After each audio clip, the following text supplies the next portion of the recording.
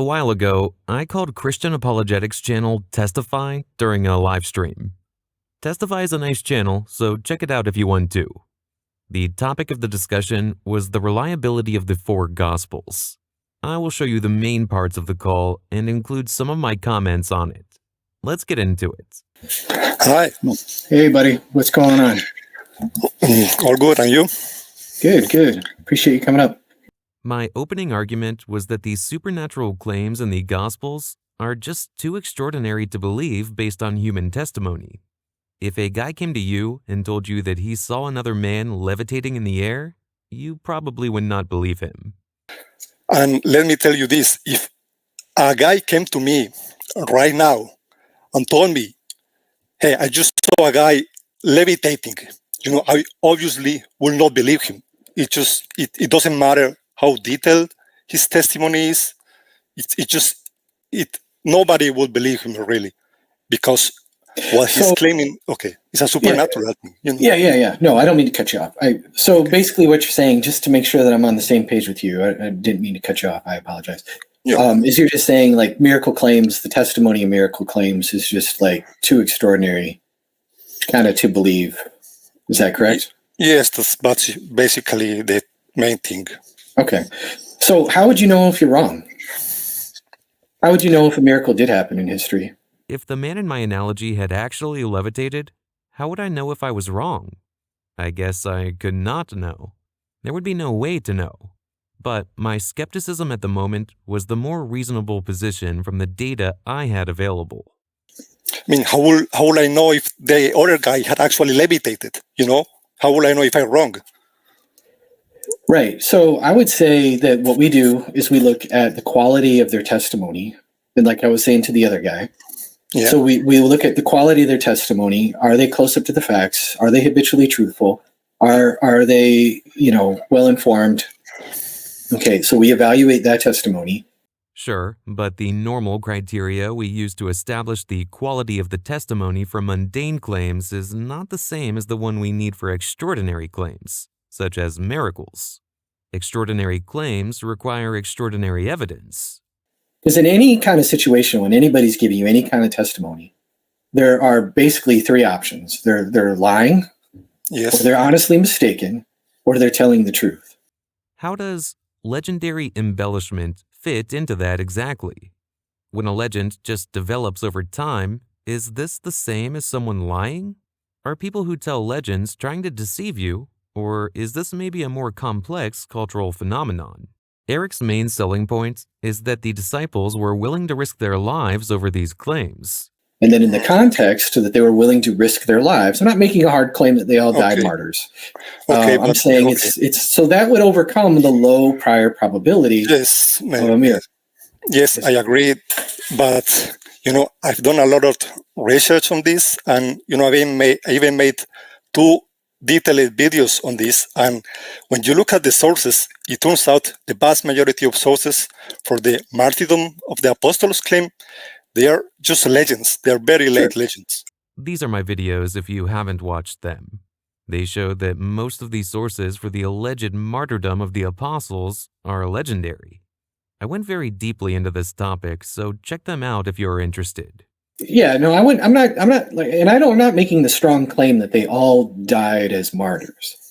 I'm making a more modest claim that they were all willing to suffer for what they claimed. Let's see what biblical scholar Dan McClellan has to say about this. Persecution that early Christians experienced was overwhelmingly isolated, limited, and brief. It was not programmatic and widespread and enduring. If you want more on this, I would highly recommend Candida Moss's wonderful book, The Myth of Persecution. We do have external sources that seem to be familiar with Paul that talk about that he was willing to suffer, and Peter. Paul was not an eyewitness to the resurrection. He claims that he saw Jesus in some kind of mystical mental vision. He was not in a position to know if the resurrection had been a lie or not. And then there's also Stephen, who, granted, was not an eyewitness or one of the 12, but he was stoned, which would have been a warning shot, but they continued to preach the message of the gospel. If anything, the death of Stephen shows that members of the early Christian community were willing to die for something they believed to be true, even if they had not been personal witnesses to the resurrection. This is a point atheists make all the time, that we also see people from other religions who are willing to risk their lives for their beliefs. Next, I ask Eric if using Acts as the main source backing this up isn't a bit circular, given that the entire purpose of the argument is to support the reliability of the Bible. Well, about Acts, isn't this like a bit circular? Because when you look at it, the original claim, what the skeptic is asking is, why should I trust like the gospel, like the Bible, on this resurrection claim? And then you tell me, because they were willing to risk their life. And what is your source? Oh, my source is the Bible. Isn't this like a bit circular? Sure. No, that's a good question. That's a good question. And so, no, I'm not taking you to trust Acts as just the source because Acts says so. What I'm arguing is that the person who wrote Acts was a traveling companion of Paul. There's multiple evidence for this that I talked about in my last stream, where there's just too many details that we can historically confirm outside of the book of Acts, either in the epistles of Paul or in archaeology or other historical sources, even nautical evidence and crazy stuff. Dozens and dozens. Did you know that there are ancient documents with verified historical details that nevertheless contain accounts of supernatural elements? One example of this is Plutarch's Lives. This book is an ancient history book, but it includes miracles such as talking statues, the divine parentage of Alexander the Great, and Julius Caesar's encounters with supernatural beings. All the evidence points in the direction that I'm talking about, and none of the evidence says that they just ran away and recanted or any of that kind of stuff. Would we know if they had recanted really? Because, like the Romans, for example, when they were persecuting Christians over this fire, you think if they had recanted, they would have let them live and then... Paul, that's a good question. I appreciate that. That's a very good question. And I don't think they could have recanted, and even if they had, I don't think this would have been recorded and included in the scriptures. Eric's counterargument is to bring up a few instances where Paul said some negative stuff about other members of the church. So Paul is pretty quick to throw, or at least whoever wrote 2 Timothy, which I definitely believe it was Paul, he throws, what was the guy's name? He throws him under the bus. He says that he left me. Demas has forsaken me. Okay. They readily throw Judas under the bus because of his failures and shortcomings. Paul makes no qualms mentioning some of the hypocrisy that Peter did in Galatians. And we see just kind of over and over.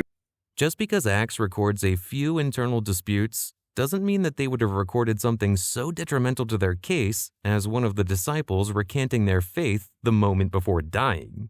This is stretching things too much.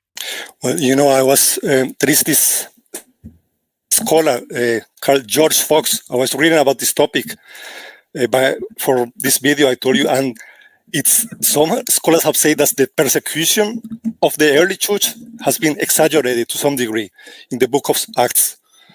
I wouldn't say, but that's a scholar, and so you have to give me his actual arguments against why I should not trust Acts. Actually, it is far more than just one scholar. It is the scholarly consensus. This is what I was referring to. As historiography, the scholarly consensus is that Luke Acts presents a skewed picture of the hardships faced by the early church. While evidence for isolated incidents has been found, there exists no historical evidence for systematic persecution of early Christians by either Jews or the Romans during the period Luke Acts was likely composed. Next, I mentioned one very fantastic claim reported on Acts. It's when Peter gets arrested and an angel later breaks him out of prison. Yes, but for example, in Acts, when they arrest Peter, you know what happens right after? Right, an angel appears in prison because they had Peter with 16 soldiers, and he just miraculously saved Peter he breaks him out of prison. So if you're going to say we can trust the resurrection because of Acts, why don't you just say here, we know that angels exist because of what Acts says, may as well just take Acts face value and claim here, angels exist. He broke Peter out of jail, and that's it. Right. Well, again, you're just kind of going back to, well, there's a supernatural claim, therefore this is unreliable. And I'm saying, yeah, but we have high quality testimony and we have all this other stuff. And so, sure, yeah, it's a story that might make you raise your eyebrow. But like, if it's possible that God exists, then that's not really all that implausible. Sure, but it could also be argued that this shows that there's a legendary embellishment present in Acts. How come nothing of this amazing event was mentioned in any kind of Roman records, or was mentioned by any Roman historian? I find this very implausible. According to Acts, Herod had 16 soldiers guarding Peter, which means that this was a very high-profile case. Surely at least one Roman historian would have mentioned this, but no one did. Why?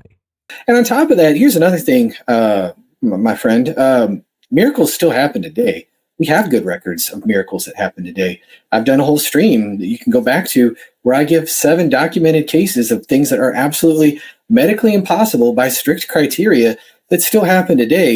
As far as I know, none of these cases have been verified with a high degree of confidence. If there was any real proof of this, it would have made it to the national news. There was this video on Paologia with Bart Ehrman a while ago. Oh, he said, okay. Go ahead, I'm just kidding. He said, just because we can confirm 60% of a story doesn't necessarily mean that the rest of the 40% happened, you know? Yeah. No, I saw that video. Bart's bad at philosophy, okay? If I tell you the truth over and over and over and over and over and over and over and over and over again, you don't have to externally verify everything that I'm giving you every single time. You just start going, oh, I trust this guy. Let me make an analogy to show you why this is not necessarily true. Imagine I am giving you a report about something that happened to me yesterday. So I start my story by saying that yesterday I was at the park and it was a sunny day. Let's say you check the weather reports and you confirm that yesterday was indeed a sunny day. This part is confirmed. So I have told the truth one time. Then I continue my story by saying that it was 3 p.m. and the football game was on. You go and check and there was indeed a football game being shown at 3 p.m. That's 2 times I have told the truth. Then I say that I was looking at a known building which has 100 floors. You go and check and it turns out that the building does indeed have 100 floors. Now we have 3 verified truths. And finally, and this is the big part of my story, I tell you that an alien spaceship landed on that building. This part is very incredible. Now, does the fact that I told you the truth 3 times before, that means that you should believe what I told you about the alien ship? I don't think so. The claim is just too unbelievable to take someone's word for it. It is the same as with my guy levitating example. Let me give you a miracle claim real quick, and then I'll move on to see a couple of you guys back there. Apologize. Okay, this is one of my favorites, and I have a video on him. His name is Bruce Van Natta. His lower abdomen was crushed underneath a semi-truck. He was working late one night, and a jack gave way, and it literally crushed his abdomen. You can find his testimony all over YouTube. Eric then goes on to tell the story of Bruce Van Natta and his miraculous healing. I don't think any of these stories have been scientifically verified, but that is a topic for another video. So I hope you enjoyed watching my conversation with Eric from Testify. If you like this video, please like and subscribe to the channel. See you next time.